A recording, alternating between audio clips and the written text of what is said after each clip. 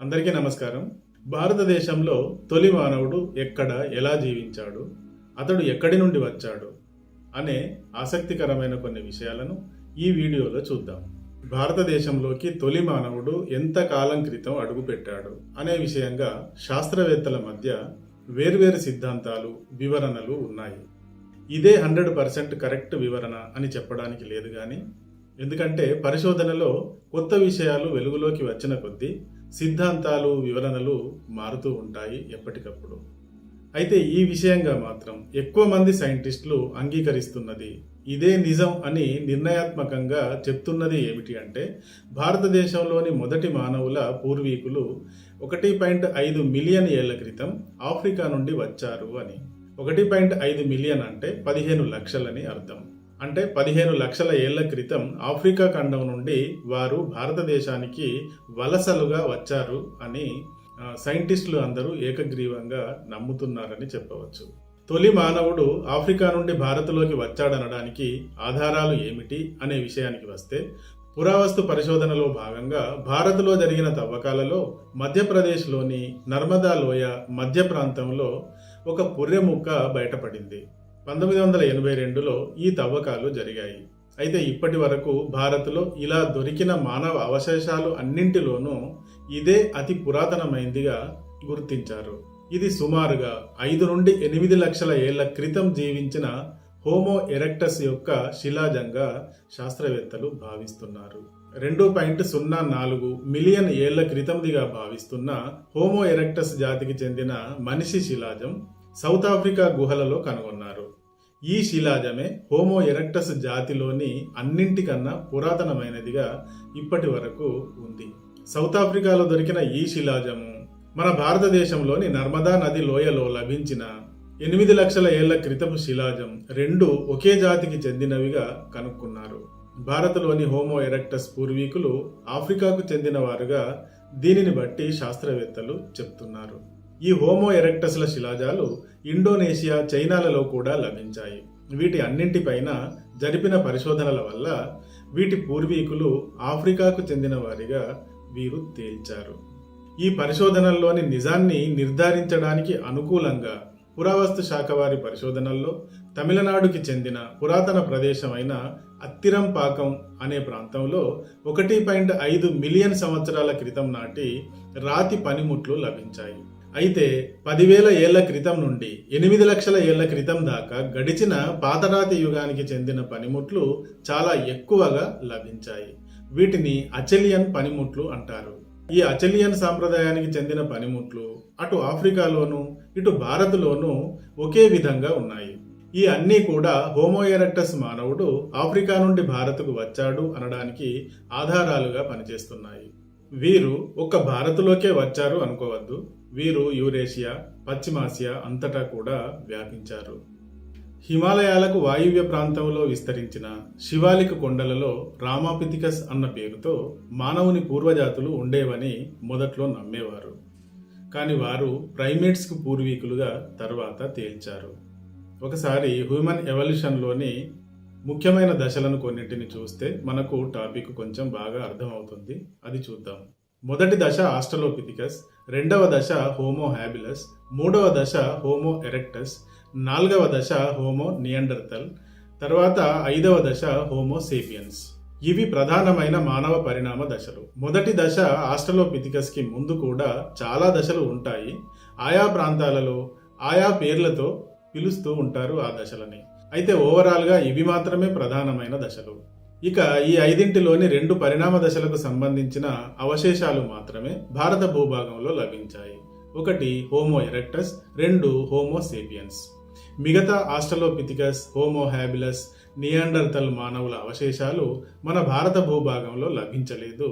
వారి అవశేషాలు ఇప్పటి వరకు లభించలేదు కాబట్టి ఆ జాతులు ఇక్కడ జీవించలేదని నమ్మాలి. హోమో ఎరెక్టస్ గురించి ముందే మాట్లాడుకున్నాం కనుక ఇప్పుడు హోమో సేపియన్స్ గురించి చూద్దాం. హోమో సేపియన్స్ లోని హోమో అంటే మానవుడు, సేపియన్ అంటే తెలివి లేదా వివేకం అని అర్థం. అంటే తెలివైన మానవుడు అని హోమో సేపియన్ అన్న పదానికి అర్థం.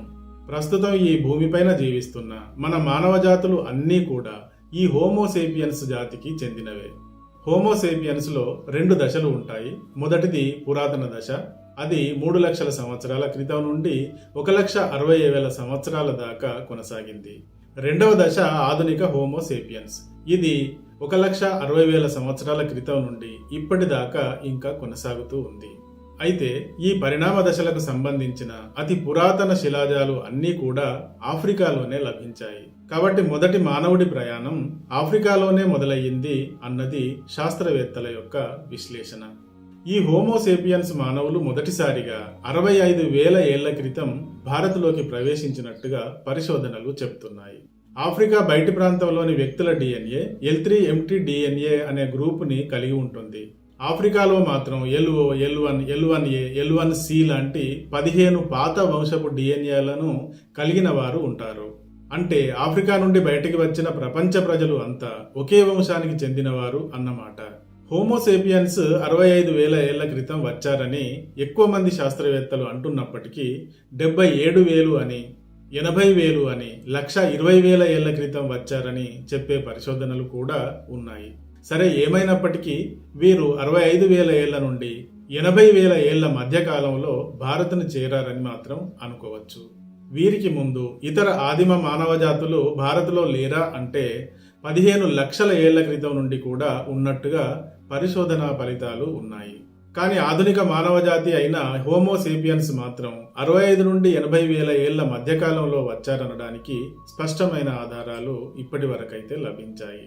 హోమోసేపియన్స్ కూడా ఆఫ్రికా నుండే వచ్చారనడానికి ఆధారాలు ఏమిటి అంటే, మన దగ్గర హోమోసేపియన్స్ అవశేషాలు 65,000 ఏళ్ల క్రితానికి సంబంధించినవి లభించాయి. ఆఫ్రికాలో మాత్రం 2 లక్షల ఏళ్ల క్రితమువి లభించాయి. భారత్లో మధ్యప్రదేశ్లోని దాబా తవ్వకాలలో 85,000 నుండి 65,000 మధ్యకాలం నాటి హోమోసేపియన్స్ నివాసాలు, వారి శిలాజాలు, వారు వాడిన పనిముట్లు కూడా లభించాయి.